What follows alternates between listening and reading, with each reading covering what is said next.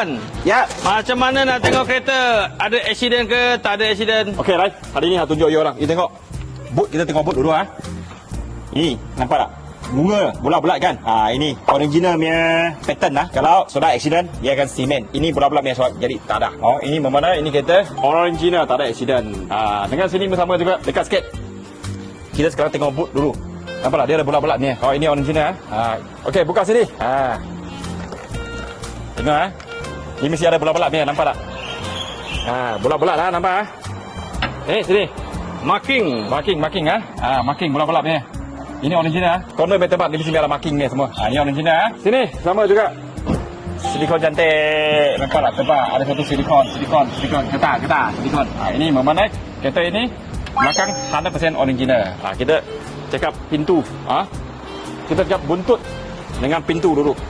Ini bersama sama pattern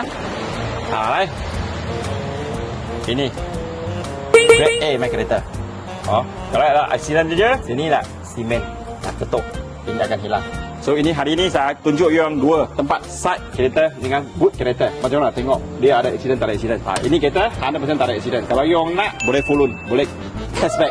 Nissan Amira bulanan tak tinggi 500 lebih 600 lebih. Kalau gaji awak 16 ke atas sudah boleh apply. Dokumen cantik, boleh cashback juga. Bukan full loan saja, cashback pun boleh. Kalau ada sitos hutang bukan bank, itu boleh cerita. Kalau you ada license mesti boleh buat. Kalau you ada sikris below 15k, DM kita tolong sampai jadi. Ini Auto, saya Mahat.